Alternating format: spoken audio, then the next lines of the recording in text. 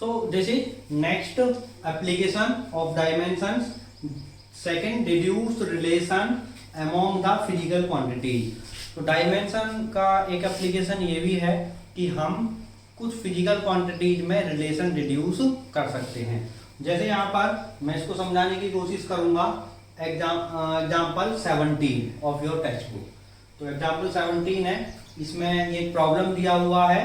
तो यहाँ बोला गया है कि एक बॉब है, ये बॉब यहाँ सस्पेंडेड किया गया है किसी थ्रेड से और ये ऑसिलेशन कर रहा है। इसको बोलते हैं ऑसिलेशन करना।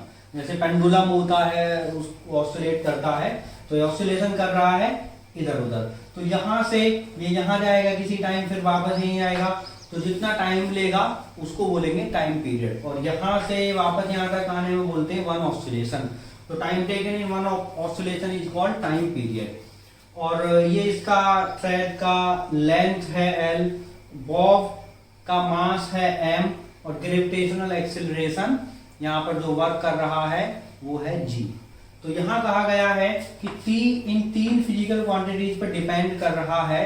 तो कैसे डिपेंड करेगा ये हमें ढूंढना है, या हमें इनमें रिलेशन एस्टेब्लिश करना है। तो इसके लिए मैं मानता हूं consider t depends directly proportional to l power a and m power b and g power c। तो मैंने ये मान लिया, यहाँ पर एस्यूम कर लिया कि t इस तरह से डिपेंड कर रहा है l का पावर a, m का पावर b और g का पावर c पर। Then t equals, if I remove this proportionality constant, then proportionality sign, then this will proportionality constant k l a m b g c. And what is this? Dimensionless constant. Dimensionless बताया था कि constant two types के होते हैं। एक ऐसे जो dimension इनका होता है, जैसे मैंने डायमेंशन भी कैलकुलेट कराया था, प्लैंक्स कांस्टेंट, ग्रेविटेशनल कांस्टेंट, और कुछ ऐसे होते हैं जिनका कोई डायमेंशन नहीं होता। तो यहाँ ये ऐसा ही एक डायमेंशनलेस कांस्टेंट है। Then this is equation 1। तो writing dimensions of both sides for this equation. So this is time period or time. So what will dimension of time? It is t. So t equals this is dimensionless, no dimension, and dimension for l के लिए l ही होता है, l to the power a. Then m के लिए मास का m ही होता है dimension b, और g का डायमेंशन ग्रेविटेशनल एक्सेलरेशन और एक्सेलरेशन का होता है l t minus 2, and this power is c. So t, और मैं ऐसा लिख सकता हूं m0 l0 t1। ओके, इसको लिख सकता हूं मैं m0 l0 t1 इक्वल्स। अब यहां भी मैं कनेक्ट करता हूं एक साथ सभी के पावर्स। तो m to the power only b, l to the power a from here and c from here, so a plus c. Okay, l power a here and l power c here. Okay, t power minus 2c. So comparing the powers.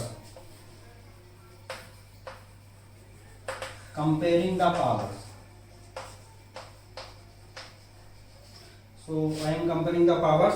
So power of m, so b equals 0. It gives b equals 0. Okay, and a plus c equals a plus c power of l, and here it is 0. So a plus c 0, and this is minus 2c, and here is 1. So this gives c equals minus half. Okay, c gives minus half, and if c is minus half, then a will plus half. So I have finding the values of a, b and c. So a value half, b value 0, and c value minus half. So I am putting these values in this formula. So t equals k, l to the power a, and a is, what is a? A is half. So a, l power half, m to the power, and it is b 0, and it is g to the power c, and c is minus half. So minus half. So t equals k and m power 0, किसी का power 0 हो that value is 1. So l half over g half. So t equals k और इसको मैं लिख सकता हूं l over g square root. l over g square root. So this is the relation. तो इस तरह से हमें केवल कुछ इंफॉर्मेशन दी थी और उस इंफॉर्मेशन से हमने एक फॉर्मूला ड्राइव कर दिया. तो इस तरह भी हम डायमेंशंस का यूज करके फॉर्मूले को ड्राइव कर सकते हैं. तो इसके लिए मैं एक फॉर्मूला होमवर्क के लिए आपको देता हूं. एक प्रॉब्लम होमवर्क में मैं देता हूं और problem is k equals k equals to k depends on m and v. ये है k depends on m and v. k क्या है? Kinetic energy and m for mass and v for velocity. तो ये आपको रिलेशन एस्टेब्लिश करना है. What will relation, यदि के इन दोनों पर डिपेंड करता है. तो दिस इज योर होमवर्क. तो बच्चों ये एप्लीकेशन थर्ड है. Third application of dimensions to convert one system into another. एक सिस्टम को दूसरे सिस्टम में कन्वर्ट करना. और system mean system of units. तो एक सिस्टम ऑफ यूनिट्स को दूसरे सिस्टम ऑफ यूनिट्स में हम कन्वर्ट कर सकते हैं. तो इसके लिए जब मैं एक कोई फिजिकल क्वांटिटी लिखता हूँ, माना मैंने लिखा mass, so I am taking 5 kilogram, so m is 5 kilogram, so it is 5 kilogram. तो मुझे दो चीजें चाहिए किसी क्वांटिटी को परफेक्टली रिप्रेजेंट करने के लिए. One is numeric value and other is unit. यदि मुझे पता हो तो हमें उस क्वांटिटी के बारे में पूरा इंफॉर्मेशन ऑब्टेन हो जाता है, पूरा इंफॉर्मेशन मिल जाता है न्यूमेरिक वैल्यू और यूनिट से. तो इसको कंबाइनली हम बोल देते हैं n इंटू यू. और ये तो एक सिस्टम में यूनिट रहा. या इसको कई बार हम ये भी लिख देते हैं कि 5000 ग्राम, ऐसा भी लिख देते हैं. तो यहाँ ये क्या है? Again is numeric value and this is unit. तो ये रिलेशन तो देखा होगा, 5 किलोग्राम इक्वल्स 5000 ग्राम, और I can write 1 kilogram equals 1000 grams. तो this is n, this is u, this is n, this is u. तो देखना जरा, यदि ये यूनिट छोटा हुआ है, क्योंकि kilogram is large unit and gram is small unit, तो जो न्यूमेरिक वैल्यू है वो बढ़ गया, वो न्यूमेरिक वैल्यू बढ़ जाता. So this means n into u remains constant. एक वैल्यू घटेगा तो दूसरा बढ़ेगा, तो इसको बोलते हैं हम constant. So I can write n u equals constant. इन दोनों का प्रोडक्ट क्या रहेगा? कॉन्स्टेंट रहेगा. And this is the most important formula in physics. Numeric value into unit equals constant. और I can write for two systems n1 u1 equals n2 u2. So this is my formula for converting one system into another using dimensions. तो इसके लिए मैं एक example लेता हूं. इसके लिए मैंने एग्जांपल लिया है और एग्जांपल है convert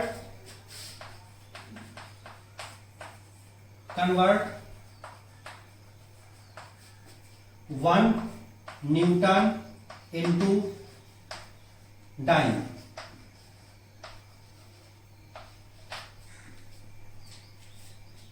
convert 1 newton into dyne. 1 newton को डाइन में कन्वर्ट करो. तो हम जानते हैं कि जो न्यूटन होता है वो किसके इक्विवेलेंट होता है? न्यूटन किसका यूनिट है? फोर्स का. और डाइन भी किसका यूनिट है? फोर्स का. बट न्यूटन किस में है? एमकेएस सिस्टम में. एमकेएस सिस्टम में ऐसा यूनिट है 1 न्यूटन जिसको बोलते हैं. तो न्यूटन में क्या होगा? यहाँ पर पहले फोर्स का डायमेंशन हम लिख लें तो बेटर रहेगा. तो फोर्स का डायमेंशन होता है mLT-2. तो m4 kilogram metre second minus 2. So this is 4 Newton. 1 Newton equals 1 kilogram meter second minus 2. And this is in CGS system. याद है बच्चों, मैंने CGS सिस्टम आपको बताए थे. CGS सिस्टम और MKS सिस्टम बताए थे मैंने. 3 सिस्टम मैंने डिस्कस किए थे. MKS system, CGS system and FPS system. तो in CGS system this is dyne, और डाइन क्योंकि CGS में तो किलोग्राम रिप्लेस हो जाएगा ग्राम से, और दिस विल बाई सेंटीमीटर, और सेकंड तो तीनों में एक जैसा ही होता है टाइम. तो अब मैं लिखूंगा यहाँ पर फोर्स का डायमेंशनल फॉर्मूला, क्योंकि ये दोनों ही फोर्स हैं. किसकी यूनिट्स है? फोर्स का. तो फोर्स का डायमेंशन फॉर्मूला क्या होता है? mL/t-2. ये भी मैंने लिख लिया. तो अब मैं यूज करूंगा ये N1 U1 equals N2 into U2. तो N1 तो दिया 1 newton, 1 and this is unit, and this is I have to calculate कितने डाइन होंगे, और U2 dyne. So what is N1? It is 1 into, and U1 is Newton and Newton is for this. So I am writing these kilogram meter second minus 2. Kilogram meter second minus 2. Or you can write in dimensional analysis, since it is U1, so it is M1 L1 or T1 minus 2, and this can be written as M2 L2 or T2 minus 2. So I can replace this by M1 L1 T1 minus 2. So this is dimension formula. Dimension formula लिखिए, और क्योंकि U dimension formula है यहाँ पर, तो 1 था यहाँ पर सबस्क्रिप्ट, तो 1 1 1 1. सिमिलरली N2 हमें कैलकुलेट करना है, और U2 के लिए सिमिलरली वो फॉर्मूला लिख लीजिए mL/t-2 और 2 2 2.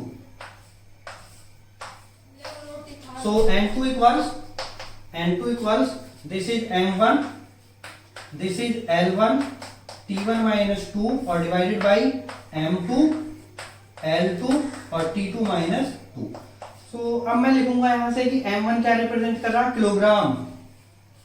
L1 क्या रिप्रेजेंट कर रहा है? मीटर. और T1 क्या रिप्रेजेंट कर रहा है? सेकंड, तो सेकंड माइनस 2 अपॉन M2 क्या रिप्रेजेंट कर रहा है? Gram. This is centimetre, this is second minus 2. So this second minus 2 cancel second minus 2, and N2 equals kilogram.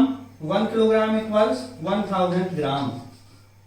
Okay, and 1 meter equals 100 centimeter, or divided by gram or into centimeter. So gram centimeters cancel by gram centimeter, and this becomes 10 to the power 1 2 3 4 5, 10 to the power 5. So what is the value of this N2? N2 का value क्या है? N2 is 10 to the power 5. So I can write 1 Newton equals 10 to the power 5 dyne.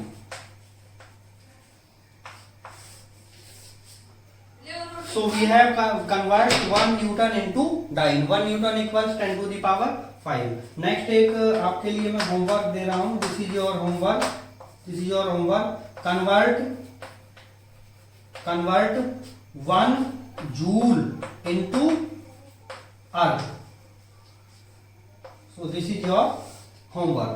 Convert 1 joule into earth. Or remember, joule is unit of, joule and earth are the unit of work.